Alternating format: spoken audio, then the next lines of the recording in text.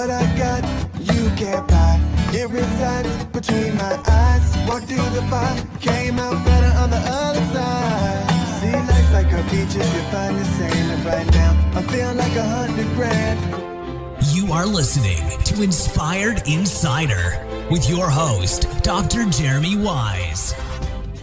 Dr. Jeremy Wise here, founder of InspiredInsider.com, where I talk with inspirational entrepreneurs and leaders. Today is no different. I have Stephanie, who is the founder of Daughter Creative. And Stephanie, before I formally introduce you, I always like to point out other episodes people should check out of the podcast. There's a couple series I've done. This is part of the Top Agency series. So I'll mention a couple interesting ones from the agency side, but also Stephanie, along with me, are in EO, Entrepreneurs Organization. And so there's a really good one with Vern Harnish, who started EO. And so that was a really interesting episode. Also, Robert Hartline, who's in EO Nashville, talked about how he built up a company to 9 figures and then ended up selling it. And he has a separate software business as well. So that was interesting, kind of hearing his journey. And some of the top agency ones, there's a really interesting one, Stephanie Todd Taskey, who basically pairs private equity with agencies and helps sell agencies. And he's got the Second Bite podcast. So he found sometimes people sell more on the second bite than they do on the first, because when they sell the private equity, then private equity sells again, they roll some of that equity into the whole private equity fund. So super interesting on the kind of landscape of the agency world. Another interesting one was Kevin Hurrigan, Spinutech. He started his agency in 1995. So it was interesting to hear the landscape of business, the internet, and agency life through all those times. So that was a good one as well. And check out more on InspiredInsider.com. This episode is brought to you by Rise 25. Rise 25, we help businesses give to and connect to their dream relationships and partnerships. And how do we do that? We do that by helping you run your podcast. We're an easy button for a company to launch and run a podcast. We do the strategy, the accountability, and the full execution. So Stephanie would call ourselves kind of the magic elves that run in the background and make it look easy for the host so they can create amazing content, create amazing relationships, but focus on running their business. So for me, the number one thing in my life is relationships, and I'm always looking at ways to give to my best relationships. And I've found no better way over the past decade to profile the people and companies I most admire and share with the world what they're working on. So if you thought about podcasting, you should. If you have questions, go to rise25.com or email us at support@rise25.com. And I'm excited to introduce Stephanie Kochorek, and she's the co-founder and creative director at Daughter. You can find them at daughtercreative.com, and they're one of Calgary's top creative and design agencies. Daughter has been widely recognized by a number of publications, Strategy Magazine's Small and Design Agency of the Year Awards, Strategy Magazine's 2023 Creative Report Card, and the Institute of Canadian Agencies. I actually had Scott Knox on the podcast, who's shared some interesting insight as well. Her global approach to branding and their team's global approach has been honed through years, spent working on Fortune 500 brands for some of the most progressive agencies in Canada and US. They've worked with companies like the Alberta Cancer Foundation, Calgary Foundation, Own Cancer, and many, many more. Stephanie, thanks for joining me. Thanks for having me. So just start off and talk about Daughter Creative and what you do. And if you're listening to the audio, there's a video portion, and I'm going to pull up their website. Yeah, so we're first and foremost a branding agency. Really where we specialize is in helping companies understand their identity and then communicate that to whoever their customers might be. Identity is a complicated thing, and it's no different when it comes to brands. We used to talk about consistency, that used to be the golden rule of branding, that everything had to look the same. It had to be exactly the same. But now, because we're so connected to our audiences, what we look for is congruency. People want to feel the energy, the idea. They want to know what a brand stands for. And that's the work we do, is helping those organizations really understand in a concrete way who they are. And then we help them communicate that through often visual identities, a lot of naming, and a lot of content creation on their behalf. So talk about identity for a second. And at what point do they usually come to you that they need to rebrand? Yeah, it's always different. In the beginning, we worked with a lot of startups, like tech startups, which is a lot more straightforward. It's harder when you have these legacy companies. We worked with TransAlta, billion-dollar business, and they came to us and, they just didn't feel like their identity was aligned with who they really were. But there's a lot of work that goes into figuring out, okay, what is the story we're going to tell? To me, it's always strategy. We have deep conversations, interview a lot of stakeholders, look at the landscape. But really, we're telling the truth. Like, I know that they're like sometimes advertising branding, it's like, you guys are a bunch of liars. That customers are so savvy, and I feel like we're really quick to be like, nah, that doesn't seem right. So much of our upfront work is really deep listening. And usually the answers show up there. This is who you are, and this is also going to resonate with your audience, and this is a story that we can help you tell. Do you remember, Stephanie, an example? People's perception of themselves may be different from how other people perceive them. An example where you interviewed the stakeholders, maybe customers, maybe partners, whatever, and you came back to the company and you shared some of that deep listening, and maybe they were taken aback. Maybe they're surprised. I don't know. Maybe there's not a time where they're surprised. No, I've definitely had a few of those. It's funny because what you have on screen right now is a company called Radical. And a radical is actually the mind of a seed. So it's how a plant thinks, but also this notion of being radical. When that company came to us, it was a merger between, I'm going to call it 5 different organizations, all with very similar acronyms. So it was like CCSI, CGSI, and it was every, iteration of climate smart group, blah, blah, blah. And, they had a really charismatic CEO at the time, obviously a very complicated stakeholder environment because you have all these people coming together. I work with an amazing strategist named Claudia, and, she did some really, she does a lot of that work for us of the deep listening, and really came back and said, people are done now with pessimism. They want optimism. And basically the role of Radical, or this merger of organizations, is to help companies monetize the good things they do for the environment. So they help you sell carbon credits. They'll also advise you on, these are good ways to do it in a cost-effective way. So it was really... Is this Radical right here? Yeah, this is Radical. Okay, so we're looking at kind of a body of water and then kind of large... Ears. I don't know what you talk about them, like yoga balls. I picture huge round balls. So anyways, keep going. Yeah. Anyways, so we came back to them, and they wanted us to rename them, and at the time it's they're Climate Smart Group is where they're at. And we're like, your name is going to be Radical. And then we tell them this beautiful story of, the mind of a seed. And it's also, you're doing something radical. Prior to that, it was we have to choose. We're either environmentalists or we're here to make money. And we're like, no, here's a radical notion. You can do both. Both those things are not misaligned. Those things are aligned. Radical will help you get there. And they were... This is Radical right here. Yeah, this is Radical. And I think they looked at us like we were kind of a little crazy. That just felt like a lot, and different people had different notions. Anyways, the CEO ended up, it was a Wednesday, and he's like, I need to come down to the office. I need to look into your eyes. And I was like, okay, yeah, for sure. And came down, and he said, am I really going to do this? Am I going to call my company Radical?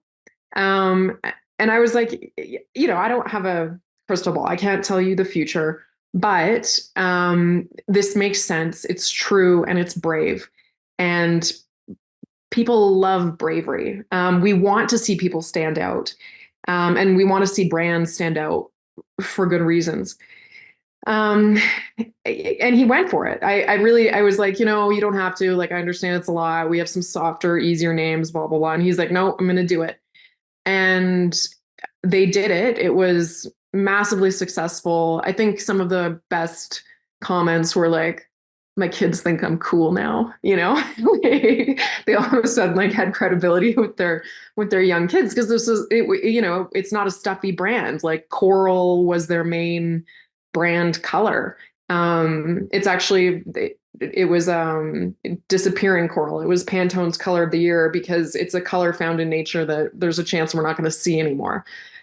So, you know, these were bold decisions, especially for Calgary, you know, corporate Calgary, like can be quite stiff.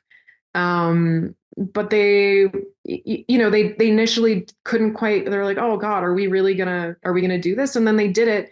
They were so proud of themselves. You know, it made hiring easier. They ended up getting acquired. And the power of the brand was actually, you know, something that they cited in the acquisition because it was a strong brand that told a strong story and they saw value in that, which was, you know, a really from the sort of look me in the eyes and tell me this isn't a horrible decision moment to, you know, the way that whole company just embraced it and felt proud. And, you know, there was some pep in the step because uh, this was true for them. This was real. I'm sure with rebrands, I mean, it takes some type of leap, right? Because it's not going to be quite similar always as what they have. So it's going to be uncomfortable, I imagine. How do you, okay, now you have the brand. How does that translate into the content? Like we're looking here. How did you come up with, we're looking at a body of water here. There's balls floating over it. Talk about how the brand translated to this, what we're looking at. Yeah. So this video actually has a voiceover that, you know, really we call it a rallying cry video. It's the emotional touchstone for the brand. So it's really like emotion drives behavior, right? Not our rational minds. It's our system one thinking. It's our gut brain. It's intuition. Like that's how we make choices. We know that. That's just science. That's Pulitzer Prize winning science. Um, so we know that that's what we're dealing with. And minds work in metaphor, right? Like there's this wonderful study that I love so much. If someone hands you a cold drink, you're going to rate their personality as cold. If somebody hands you a warm drink, you're going to rate their personality as warm. So those intangible effects apply to color, to shape, to sound, to imagery. Like if I have soft shapes, I think it's soft. If I have sharp shapes, I think it's sharp. So when we're, you know, crafting the radical brand, you can see the logo. There's that exclamation mark in the middle, but it's also a bit of a fulcrum. So we're talking about balance. You know, we look at what's the voice of that typeface? Well, it's all uppercase. Like that has a perspective. That if that was like an all lowercase serifed font, like it might feel pretty friendly and approachable. This is going to tell you what's up. It's clean. It's to the point. Like it's not verbose and all over the place. And then in terms of like these big spheres in nature, it's really like this sounds strange, but it's like mood and vibe. Like, what is the right vibe of this? You know, we want that connection to nature because that this really is it's a company about the environment. It's how ultimately that's what we're trying to do. But then these shapes are super progressive. You don't see them anywhere. Those were rendered by a 3D artist and then you know placed in these like almost precarious balance points, right? Like that ball is trying to stay there. So it's this merger of the esoteric, the technology, because Radical is a technology company first and foremost, but then they're, you know, why are they doing it? What's the point? Well, it's the natural world. That's what we're trying to protect. So you know, it's like art. Like it has to tell the right story. You have to be able to unpack those elements, and it feels right on a very intuitive level. No, Stephanie, thanks for sharing that because there's a lot that goes behind the thought process, which is interesting. And how does being a copywriter help you in your career? Yeah, it's funny. I mentioned copywriter because like all the copywriters or direct response people I interview, they really, whatever it is, the copy with images, it's all about evoking an emotion. right? To deep-seated emotion, not even the emotion that people think they have, but it's like that deep-seated. So talk about how being a copywriter has helped you. Yeah, I think it is one of our most, as an agency, it's one of our most powerful tools. Like my team will laugh because our clients cry all the time. Like it's a pretty regular thing. We'll present, like I said, a rallying cry video to them. And like more times than not, like somebody's feeling a little misty-eyed. Um, to me, what's actually happening in that moment is they feel seen because they're coming to us and they're like, what's my identity? Like, who am I? I kind of understand, but I don't really Maybe you know. should do this for teenagers. Honestly, give me some teenagers. We'll help you with I've your got two identity. coming up. Yeah. Yeah, they maybe do need a rebrand.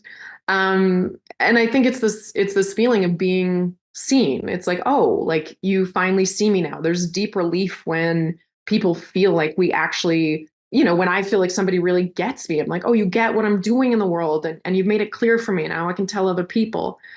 And I think writing is a really powerful way into that. And usually if we can agree on that component of it, it's will always lead with the rallying cry, which is us saying like, here's in words who we think you are. This is the verbal identity. This is how you speak. This is what you believe in.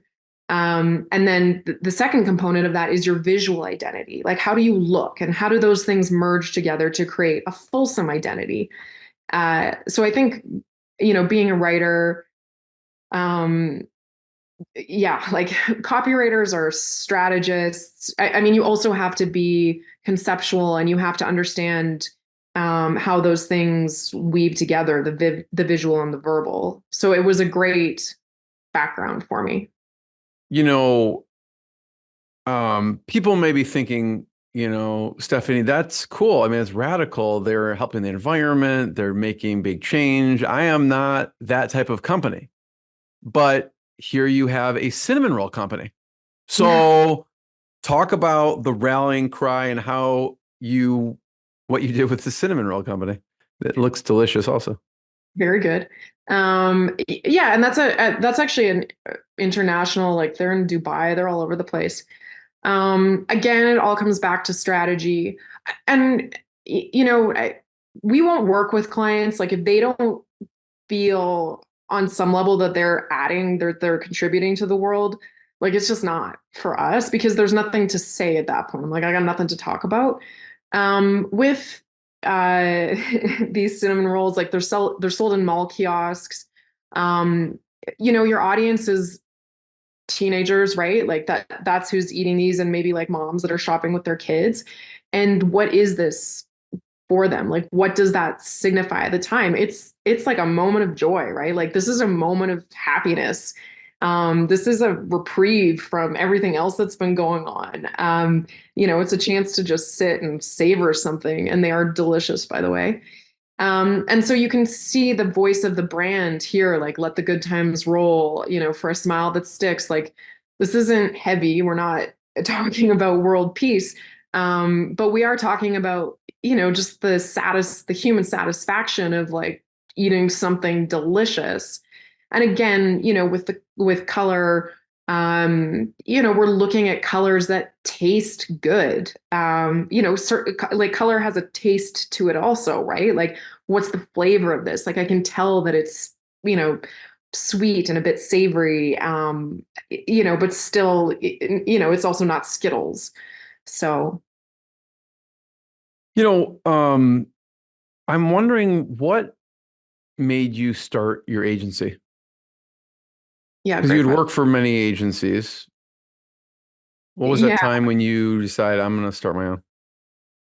To be honest, I like didn't ever have any ambitions of being an entrepreneur. I moved back to Calgary when I started having kids and I was freelancing a lot. And sort of one thing just came into it, like one thing rolled into another. And it was like there was enough work that there needed to be other people to do it all. And then I think in that moment, I was like, oh, like maybe this is a secret dream that I'm having now. And I remember thinking like, oh my God, like if there was just like an office and like I was the boss of one person, like that would be insane, like I was like, that was like more than I could have dreamt of. Um, and there's a quote that has always stuck with me. It's you'll accomplish less than you think you can in a year and way more than you think you can in 10. And that has held true. Like we're only 8 years old now. And if you had told me when I started, like that we would have, that I would have been the founder of this agency that has achieved, things beyond my dreams, I would have just laughed. But here we are. What are the key positions you put in place along the journey? Well, what'd you hire for first? Accounts. So Jill up there is also a partner in the business. I remember when we were first talking about working together, she's like, how long does it usually take you to respond to client emails? And I'm like, oh, yeah, like 2 weeks, like 1-2 weeks. And she was like, oh, she's like, for me, it's same day. I was like, right, I need you. And that's very much our yin yang vibe now. Like Jill's incredible. She's so on it. And I always joke, she's like eight, like she has the energy of 8 people in one person. I'm always envious of that. And just, like we'll go talk to every client, like remembers, everyone's kid's name, like just is so talented. And I'm not like, I do not want to be at a networking event. That's my idea of a nightmare. Like I'm not a good schmoozer. I do not like small talk. I really struggle. So we're a really good balance for each other in that way. That was a really key position. How'd you meet her?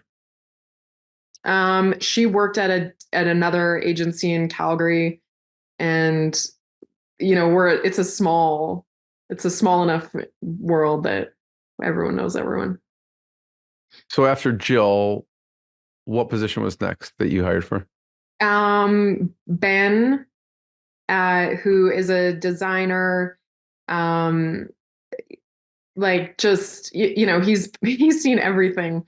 And I think it's been really interesting for him and I, because I didn't know anything about leadership. Like I literally was like, sounds cool to be the boss of people. Like I'm like, I have power. I'm like, that's great. I want it so bad. And then I don't know, it's like in my mind, you get there and you're like, yeah, everyone's just going to do what I say and this is going to be awesome. And then when you're there, you're like, oh no, this doesn't work like that at all. Like that is not at all what being a leader is about, even the slightest. So I think it's like, Ben had to go through a lot with me as I learned how to be a leader and what that actually means and how to show up. And he was incredibly patient and he's phenomenally talented. And just like, we'll always, if it's like, yeah, when there's those fires and everything's going to hell, like Ben is the first one to raise his hand and be like, I got this. Like, how can I help? How can I jump in? So talk about the leadership piece. What have you learned about being a leader? Yeah, I took a lot of coaching. I've read a lot of books. I think I sort of started out thinking that it's like you either were or you weren't. And I'm naturally really bossy. So I was like, oh, I'll be so good at this. I love being a boss. Like I've bossed everybody my whole life. And then realized, no, that's not what it is at all. Really bossy. That's funny. I am. It's like I've been told I was bossy since I was a kid, and I am bossy. But to me, that's not the same as being a good leader. It's really empathy. Like you have to see the people in front of you and understand my motivations and what I like and what feels comfortable for me and when I'm engaged is not the same. Like everybody has their own unique set of things that they're bringing to the office, like story, what they want out of the experience. So it's understanding that and having empathy towards it, and then making sure that they're finding a way to like meet those deep needs, like not the need for a paycheck or the need for something to do between the hours of 9 and 5, but sort of that deeper calling. Like, what are you here for? What are your gifts, and how do you want to show up? What have you discovered with people? Like, what are some examples of deeper callings? The probably the person that's easiest for me, because we're the same in a lot of ways, is my executive creative director, Kelly.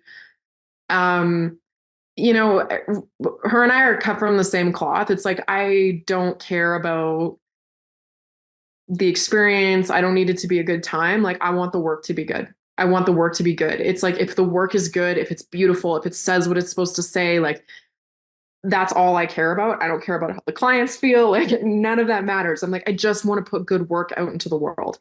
And her and I are super aligned on that. Like, and so we have great camaraderie, because it's like, we'll scrap hard. Like, her and I will fight constantly, but it's a sign of respect, because she's like, I know what you want. You want the work to be good. And I can say, hey, I don't think you're doing this right. And I know what you want, which is you want the work to be good. But then I have other employees that really have this, like, a deep need for harmony. Like, they need to feel like there is like peace and like calmness, and that there's like connection and respect. And I think an like early version of me would have been, what's the point of that? Like, why do you need that? That seems dumb. Why that's not important at all? Who cares? Like, why do you need to feel connected? Like, just get the job done. It's fine. But now I realize how important that is. And for all of us, like, we need people on the team that have um like diversity of thought and experience, um and so it's making room for those things, and saying, like, I know you need to feel connected at the workplace, and how do I foster that? And sometimes it's like, let's have a 20-minute conversation about your dog, or whatever. It's like, I do those things because I'm like, this is how I show up for you. This is what's meaningful for you. Um, and so giving everyone permission to take meaning from what they take meaning from, and to not say, oh, this is the thing you should derive meaning from. It should be this because this is what it is for me. It's like, oh no, that might not be the same, but it's still really important that we honor one another and learn how to share space and achieve things together. How do you discover those things? I don't know if there's something in the hiring or onboarding process. I was talking to someone who's an executive coach for companies, and he implements DISC, for example, type of things. Not every company does those type of assessments, but how do you, as a company, discover those, deep callings or people's personalities, so there can be harmony among someone who just get the job done and someone who's like, I want to work harmoniously with everyone? Yeah, that's such a fascinating thing for me. I had a business coach who was so profound for me, who I learned so much from. Um, and what I didn't know is that like, all of those major personality tests, like whether it's DISC or Myers-Briggs or Enneagram, whatever, they actually all come back to Jung. Like, they're Jungian archetypes. And what's really interesting is that, like, we use Jungian archetypes to create brands, and actually all of the big brands use Jungian archetypes. So Disney is the innocent and the magician. It's a pairing of those two archetypes that create the personality of Disney. Coca-Cola, just the innocent. Harley Davidson is the rebel. Um, so it's funny because I'm like creating personalities for clients. And then I use the same, like, we use the same thing in the office. We go by colors, but it's like DISC, same. Um, so everyone in my mind is like a red, yellow, green, like, I know more or less, when within like 20 minutes of talking with someone, like, once you're sort of used to it, like, you can clock somebody and say, oh, right, like, this is, and it's not like, oh, that's it and they're that forever and there's no nuance to it. But by and large, yeah, I find it really helpful. And then it has also really helped me explain my personality to other people, because they might be like, How you describe your personality? I'm incredibly results oriented. I like to, um, that's when I'm happiest, when things are getting done. So I'm a strong D Do you or a have red. any do you have any favorite resources? Like you mentioned there's been leadership books or I don't know on this topic, Jungian archetypes. What are some of your favorite business or leadership resources? Yeah, my business coach, the one I was talking about, his organization is called Culture Smith. He has a podcast, he puts out a ton of great content. All of that is really good. Yeah, lots of books on young. Like, are you talking just in terms of the archetypes and how It those could are? be archetypes or it could be leadership books that some of your Yeah. favorites. In terms of like brand personality, Debbie Millman, design thinking, is phenomenal. It's just essays. It's a series of essays, really interesting. Um, from a leadership perspective, I mean, Masterclass is like killing it for me right now. I'm obsessed with Martha Stewart. I cannot get enough of her. Why Martha Stewart? um, I just she's 82. She was on the cover of Sports Illustrated. She opened one of the top 50 restaurants in North America. She runs this, insane acreage. Everything is on point. And she just doesn't like she's such a rebel. Like there's no one who's telling her what 82 looks like. She's like, I'll tell you what it looks like. I'll be whoever I want to be.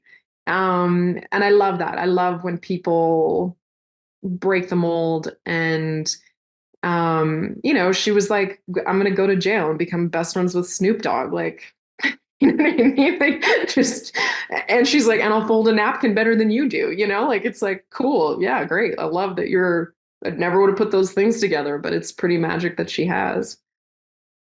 Yeah, I Masterclass is great. One of my favorites is the Sarah Blakely one. That's a really good one. But Oh, yeah, what's that?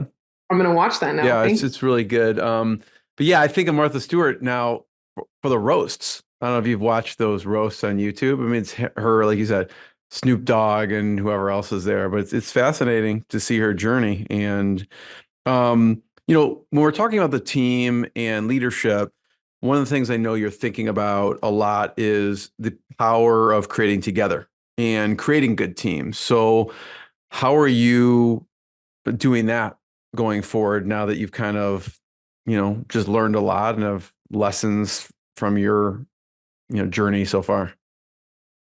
Yeah, it's a really complicated thing, especially for creatives. Like, there's a deep vulnerability in creating. Like, some people, if you were like, go draw a picture for me right now, like they're afraid. Like, they would feel really nervous to create anything. If I was like, write me a poem right now, like a lot of people will choke up and they don't want to.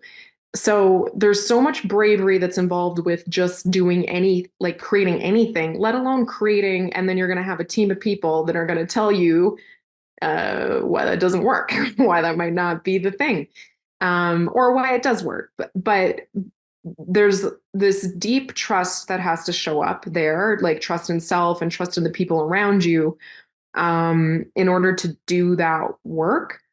And like, I do not I don't really have the answers for exactly how you make that meld together. I know a lot about what doesn't work and what shouldn't go on. um but What have maybe you to found that doesn't work? um not listening doesn't work. Everyone needs to feel heard. They need to feel like their idea, whatever they're coming to you with, was fully expressed and understood. And then they're much more prepared to let it go. It's like, I will hold on to it if I'm like, nah, you didn't really get me. You didn't really hear me. I wasn't. So listening is such a big one. Um, Yeah, and I I think like that. What else doesn't work? So what not else? listening. We'll go the opposite of leadership.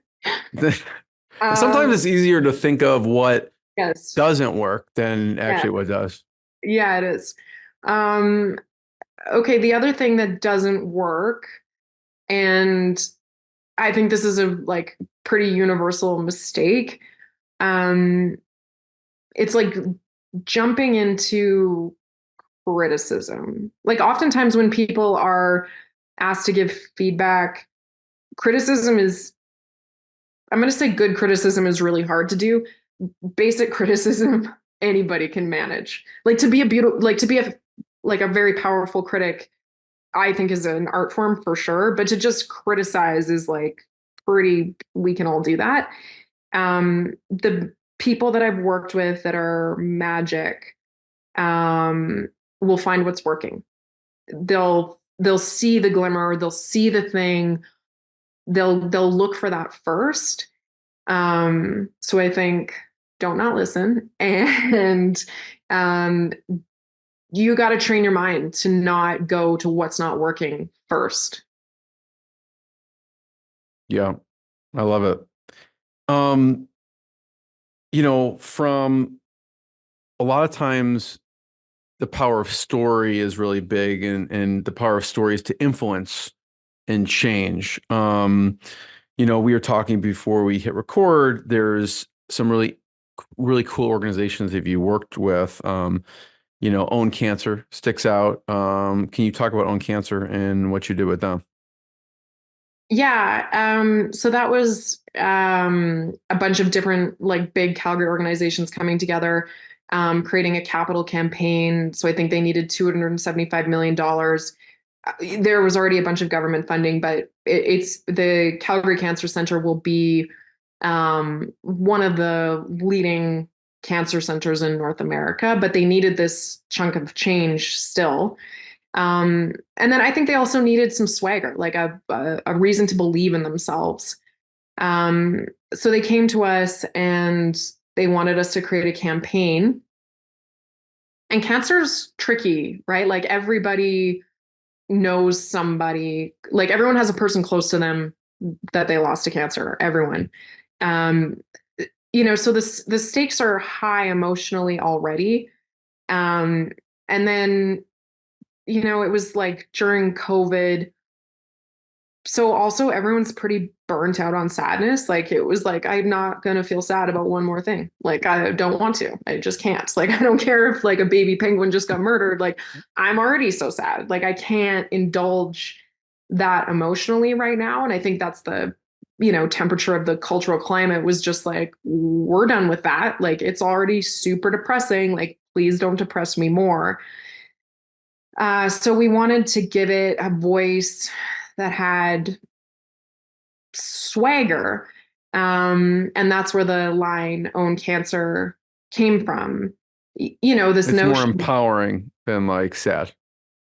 it's not sad. Yeah. It's Yeah. kind of like a big, F you to cancer. It's like, we're going to do something about this. And then we, super talented copywriter that was working for us, wrote this really beautiful commercial where like in the beginning you sort of think like cancer's taking the patient down, but then you realize that's us talking and we're taking cancer down, and it's like, cancer, we're coming for you with everything we've got. And we used real people who are fighting cancer in the video, and there's two of them that have since died. And so watching that video now, for me, like I'll get teary eyed because it's like, we got to do this. Like there has to be some bravado. There has to be some punchback. Like there needs to be a bit of fight, less tears. So what kind of work did you end up having to do with them? So created the platform, like the Own Cancer platform, which is a weird thing, but we do a lot of that. Like we have a technology institute here, and we're helping them with like, how do we brand our capital campaign? Like what do we talk about as we're trying to raise money? And it's not a building and it's not a program. So Own Cancer was the platform, the voice of that. And then there's a visual identity that went along with that. There was a bunch of billboards, and then we created a television spot that they shared. Talk about some of the client milestones from starting your own agency, what was the first major milestone that you remember from a client perspective? Oh yeah. Probably Bow Valley College was a big one. Like I remember it was a, big chunk of change for us at the time, and they wanted to rebrand and do a full advertising campaign. And I remember thinking like, did they mean to call us? Like, do they know that they just gave us this business? Like, are they sure, Um, How did they find you? and, we were big enough at the time that we were known, like, and normally through like you'll get invited to an RFP. So they knew of us, but I felt like we were a long shot, like just small, young, didn't really have like a body of work that was super comparable. Um, yeah, and then when they awarded us the business, like that was insane. I was thrilled and so proud of the work that we did with them too, because Bow Valley College has a lot of short courses. It tends to be kids that go when they're like 21 or 22. And like Reddit was like, last chance you, like, this is for the dummies. Like, it was really like, oh, you're stupid. That's why you went to Bow Valley College, was sort of like, that's what everybody thought at the time. But again, we dove into strategy, and it's like, that's not the case. Like, these are like the kids of immigrants, and they don't have trust funds that are paying for their 4-year arts degree. Like, you know what I mean? Like, oh, you're college, you're going to university and like there's a campus pub. Like, guess what? Bow Valley College doesn't have that. Like, there are no intramurals because everyone there has to work. Like talk about hustle culture. Like, that's Bow Valley College. And interviewing the students and talking to the teachers, like you're not going there if you're lazy. Like, you just aren't. You're going there if you want to make moves in your life. And that was such a profound insight, and also felt so good because this kind of vibe of like, oh yeah, it's for the dum-dums. It was like, no, it's not. Like, we're not telling that story anymore. And it was, it was disrespectful to the organization and to the students. Like, the brand was like not the brand itself, but the brand perception was so misaligned with the ethos of the organization. So getting to tell that story felt amazing. And we did a great job. I'm still so proud of that work. I love seeing the work out there. And I know it's massively changed their organization and how people see it. So that felt great. What was another milestone from a client perspective? Um, we got fired by a really big client, which was tough. Like, that was a hard one. We had won a really major piece of business. And it was just like they were not picking up what we were putting down. And we saw the writing on the wall. But when they were like, hey, like it was a 3-year contract and they fired us after 2. And it was a big chunk of money. Like, I was also like, it hurts from a financial perspective, but was so valuable on the other side because I spent a lot of time thinking about what I wish I had done differently. And I did not use my voice. Like, I felt like I had sort of tried, but I should have been more forceful sooner. Forceful is maybe not the right word, but more articulate, convincing earlier on, instead of letting it get to where it got to. And then if we'd parted ways, it would have been very clear why we were parting ways. But I think there was some passivity, and we almost became like order takers. We're like, fine, like, you're a terrible client, like, we'll just do what you want, but sort of like a pouty, like a very immature response. Whereas now I'm like, hey, I'm not seeing this problem the same way you're seeing it. Like, I really don't think that this is the right way to proceed. You'd Like, push back a little bit more based on what your thoughts are, instead of like, you may have disagreed with some of the instruction or requests. Yes. Yeah. So it's something now with my clients, I'm very mindful of, like, if I don't disagree, you are for sure, like, if I think this is the wrong way to proceed, you are very much going to understand that I'm going to have said it to you. It's going to be in writing. We can still go do the thing that I don't think is a good idea. That's okay. But I'm really going to You speak said my, your piece. yeah. Yeah. Anything else you would have done differently? So in that one case, you would have just took a strong stance and been more vocal about it. And then it's kind of up to them to make whatever decision they make. But at least you said your piece. Anything else, looking back, you would have done differently? Um, yeah, I mean, I think I, I feel it. Like, when the work is good and when there's alignment, like, I feel good. Like, it makes me happy. I'm excited to go to work. Like, I'm into the meetings. Like, there's an energy to things. There's a vibe. There's a mood. When that's not there anymore, like, I know right away now that something's off. And um, life is too short, and to just continue on and sort of those, like, complacency, like, we're just drones all doing the same thing we've always done. I'm allergic to that energy. And now when that shows up, it's like, we got to switch it. Like, this isn't, have the hard conversation, say the thing, like, light the building on fire, but don't proceed down sort of this, you know, track of banality. Is that to you when you feel that sometimes I feel like people can't put a finger on what it is.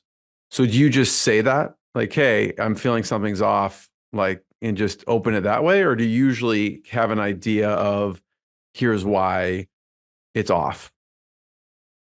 Um, I'll feel it before I'll be able to put words to it. Um, for sure, it's an intuitive thing. And now I'm just really diligent about putting words to it. And it's like, I don't mind saying, like, these are my instincts. I think this is a bad way to go. Like, that's instinctual. I don't know the future. I can't know. This doesn't feel right to me for these reasons. Like, this is what's coming up. I'm just sharing where I'm at. It doesn't mean that I'm right. It just means, like, this is my perspective and I want to give you the benefit of it and I want the benefit of yours, because, there's other times where someone's like, no, hey, look at it this way. And I'm like, okay, all right, good point. Like, sweet, great. Let's move on. But I think if you don't drive towards those hard conversations, and sometimes it's like the little peas under the mattress, like, go search them out, like, bring them, have tricky conversations. Like, this is going to be so awkward. Let's talk about it anyways. Like, that is, that makes me happier. That makes work better, makes relationships better. No, thanks for sharing that. That's really helpful to hear how you think about it. Stephanie, I have one last question. Before I ask it, I just want to point people towards daughtercreative.com to learn more. So if you've watched the video at this point, you've seen some of the work and cool stuff that they do, but you can check it out at their website as well. Last question is just mentors who have been influential on your business, career, life. I know you mentioned the coach at the Culture Smith. Who are some other mentors from a business perspective for you that have, imparted some interesting lessons? Yeah, shout out to my dad on this one. He's also an EO, and a very talented entrepreneur. What is Yeah, his business? it's called Longview. So it's a very established IT company, offices across North America. And I watched him, he's had two businesses, and I watched him grow and sell one and then grow the other. And the lessons he learned along the way, a lot of them I just sort of absorbed through osmosis almost. But his ethos, the way he thinks about business and the purpose of it, has been super powerful. And also, the way he treats clients and employees and the people in his ecosystem has always been the the gold standard for me. Awesome. Stephanie, I want to be the first one to thank you. Everyone, check out more episodes of the podcast. Check out daughtercreative.com, and we'll see everyone next time. Stephanie, thanks so much. So nice chatting with you. Thank you. What I got, you can't buy. It resides between my eyes. Walked through the fire, came out better on the other side. See, life's like a beach if you find the sailing right now. I feel like $100 grand.